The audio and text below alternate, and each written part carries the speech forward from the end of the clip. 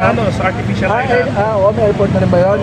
Itatanim niya raw usapin sa flood control projects. Kasi Tanungin nyo isa-isa yung mga senador, naniniwala ba sila sa 9-dash lines? Papadi Channel, isang alon ng kagitihan. Kahit ulan, kahit bagyo, walang kabawasan. Ang masama pa niyan, sana naman po ay hindi. Ako po ay sana ay umaasa na hindi naman sana yung binabayaran sila. Kaya sila ganyan dahil sila ay nakikinabang in terms of funds, election funds, o kung anumang suporta yan. Sana po wala. Pero kung alam niyo po, madaling malaman yan eh. Tanungin nyo isa-isa yung mga senador, naniniwala ba sila sa 9-dash line? Tingnan nyo po, yung hindi makakasagot yung ibang yan. O pag ganun po, alam nyo na sila po ay hawak sa liig o kontrolado ng China. At yan po ang nakakalungkot dahil po dapat na pinaglalaban po nila yung bansa po natin, yung Pilipinas. Gusto ko lang liwanagin na uulitin ko, ang China hindi gusto maipaggera sa Pilipinas. Gusto lang na magkaroon ng isang bilateral o maayos na usapan, ngunit talagang bago natin makausap ang China, may mga humaharang talaga na nagpapagulo sa eksena. Matagal na po dapat tapos yan. Pero kung ako, pag-iigam po ako ng embahada ng China, ang galing nyo yung mga Duterte, ay pag-usap po tayo sa gobyerno. Tapos ang usapan. Boss, may tanong ako. Ano po ang masasabi nyo sa payag ni Kong Pulong na diversyon lang daw ang ginagawang ingay sa West Philippine Sea para mapagtakpan ng mainit na isyu sa flood control, corruption sa bansa?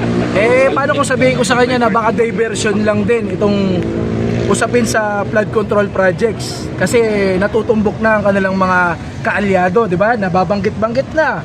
Although wala pang napapanagot talaga, pero tumutumbok na rito eh. Kaya I can say the same. Pero Senador Pulong, politically, Congressman pala. Ako, Senador Pulong. Akala ko senador. Ginawa ko senador. Akala ko senador na eh. Hindi, kasi kumakasta eh, parang senador eh. Diba? Pero sa kongreso nga, hindi masyado pumapasok eh. Senador, pwede na, senador. Senador Pulong. Senador Pulong, ha? Ang masasabi ko lang sa iyo, the West Philippine issue or the West Philippine Sea issue transcends beyond politics. You are a Filipino, I'm a Filipino. Pagdating sa usapin ng korupsyon, may iba-iba tayong paninindigan patungkol dyan. Pero dapat dito, iisa lang ang boses natin pagdating sa usapin ng West Philippine Sea. Kayo, ang boses nyo, yung talagang pumapanig, di ba? You are siding with China when it comes to this issue. Kitang-kita na lang, tatay mo pa lang eh. Di ba? Maging probinsya tayo ng China, di ba? Sino ba nagsabi niyan? Tatay mo.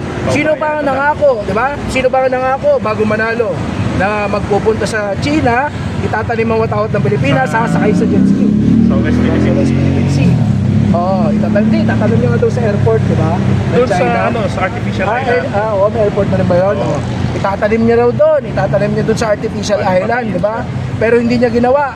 And on top of that, nung nanalo na, sinabi niya pa na mga mangmang lang daw yung mga oto-oto, di ba? So, yun yung sasabihin mo sa akin, diversion. Hindi yung diversion kasi nagpapatuloy pa rin naman ang investigasyon eh. Tinutumbok pa rin naman yung mga dapat tumbukin, pero ang pagkakaiba lang kasi, nasanay po kayo sa extrajudicial processes. Si Pangulong Bongbong Marcos kasi, iba ang kanyang gusto mangyari dito. Dapat kahit sino pa yan, kaalyado o kalaban man sa politika, dapat may due process. Kaya masanay ka na. Congressman Pulong Duterte, masanay ka na ito may due process to. Hindi to katulad ng fast track na ginagawa nyo, pero yung mga mahihirap lang naman, ang mga nangamatay nung panahon ng kampanya ng droga. Kaya hindi to diversionary tactic. Ito ay problema ng bawat Pilipino. Sasabihin mo sa akin, baka problema lang to ng mga politiko, problema ng mga kakampiks, problema ng mga loyalista. Nagkakamali ka. Ang ating mga mangingisda, ang iba dyan, taga-suporta nyo rin. Diba? Pero namomroblema sila sa kanilang kakainin. Dahil ang West Philippine Sea, karugtong yan ang buhay ng mga Pilipino. It's not just about the ocean, about the sea, about the water. It's about the life of the Filipinos, di ba? Tayo rin mismo, di ba? Tayo, kumakain tayo ng isda. Kung ang West Philippine Sea makukuha na niya ng isda, alam naman natin na bababa ang presyo ng ating mga isda. Malampaya East 1, natuklasan dyan na maaaring magbigay ng kuryente taon-taon sa 5 milyong kabayan. Senator Marcoleta, dapat nga sinusuportahan mo ito para kahit papano matupad mo yung sinasabi mo patungkol sa kuryente, di ba? Pero taliwas ang iyong ginagawa Kaya ako'y nagugulan sa inyo. Ganyan ba talaga kayo mga Duterte? Ha? Empty promises lang yung mga pangako nyo sa kampanya. Hindi to diversionary tactic. Uulitin ko lang sa'yo. Ha? Congressman Pulong Duterte. Karapatan natin ang nasasagasaan sa usaping ito. Kaya tungkulin mo bilang isang Pilipino, tunay na Pilipino. Yes, di ba? Kailangan talakayin din to. Hindi naman namin sinasabi na wag na natin bantayan ang korupsyon. Dapat bantayan natin. Pero itong ginagawa nyo, korupsyon din ito na may tuturing. Dapat pala, sorry. Dapat pala, tama yung sabi ni Trillanes, habulin pa rin niya yung 51 billion ni Pulong. Oo naman, dapat talagang habulin yan, di ba? Walang diversion. Oo, walang diversion, kaya hahabulin yan, ha? Huwag kang mag-alala. Titingnan natin kung ano mangyayari dyan, di ba? Itong problema sa China, hindi lang naman to sa Pilipinas nangyayari.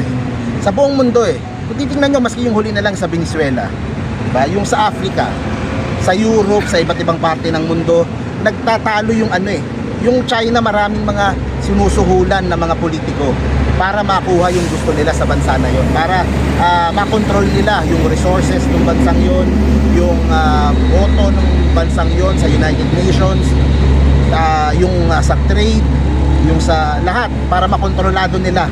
Ginagawa po nila yan sa iba't ibang mga bansa sa buong mundo. At yung Pilipinas po, ganun din, hindi po naiiba. Ang nangyayari lang ngayon, mas nagiging klaro na kung sino yung mga pro-China. Maganda lang po, iparamdam natin sa kanila na maaring hindi namin kayo mahuli kaagad, pero ma-obvious namin kapag kayo ay masyado ng pro-China. Kaya nandito kami para iparinig sa inyo na hindi yan okay para sa mga ordinaryong Pilipino. Kasamang takero, magsasalita ka ba? Liga! Oh, liga. Si kasamang takero, ha? May ano ako doon. So ngayon so dito tayo sa Senado at ngayon nakita naman natin mga kabataan yung mga rallyista at may mga tanong tayo kanina, alam nila na pa sila nandito. Hindi tulad ng pag nagrarally yung iba, di ba, na hindi nila alam. Isa alam talaga nila at may programa pa. So nakita din natin yung galit ng mga nagrarally kanina, especially sa mga hindi kumundi na sa ambassador ng China.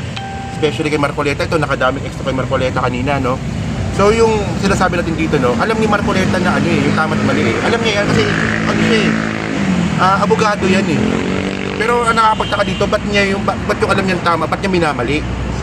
For example, sinabi niya nga, di ba, binago niya rin na yung KIJ daw, hindi parte ng EEZ. Oo nga naman, tama nga naman yun. Yun nga lang, magkaiba yung batas ng lupa sa lupa tsaka dagat, magkaiba yan. Para isang example nito, di ba yung pinag-usapan namin Steve, example, yung Hawaii. O yung Hawaii, hiwalay siya sa EEZ ng Amerika. Pero territory pa rin ng Amerika yung Hawaii, ganoon din sa Kalayaan. Hindi kasama sa EEZ natin yung Kalayaan, pero occupied natin yan since 1978. Alam ni Marcoleta yan, kaya kami nagtataka kami kung ano bang pabor ang binigay ng China. Especially nakita natin siya na kasama siya ng China ambassador na nakipagkamayan pa, nakipagpicturan pa. So marami sila, actually yung pinakamalupit talaga dito si Marcoleta, pangalawa si Cayetano ata, si Cayetano, si Aimee, si Robin Padilla. Ayan yung may ingay talaga At syempre, yung pinakamalupit din na sinabi ni Robin Padilla, bakit daw di raw natin i-water cannon din yung China? Hindi nagkagera. Bubobo nga ng mga Grabe. Binoto na actually maraming nabudol sa kanya nung kumanta ng Wonderful Tonight. Binoto na karamihan. Pero tama si Stephen kanina sa 2028, tama nung matatapos term niya. Sinasabi niya lang yan na hindi siya tatakbo. Nakatikim na ng kapangyarihan niya, malabong bitawan niya yan.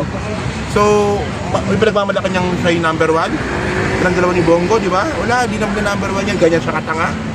Di ba?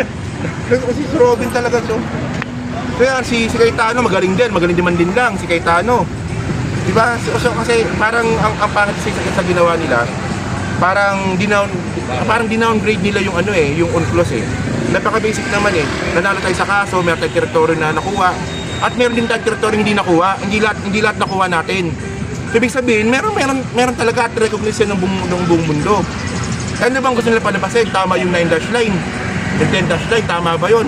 Na 12 nautical miles lang sa Palawan, sa China na yun? Ganun ba yung gusto na palabasin? Oh, so yan lang, kaya masabi ko. So, Papa Di Channel, isang alon ng kagitihan. Kahit ulan, kahit bagyo, walang kabawasan. Sa charity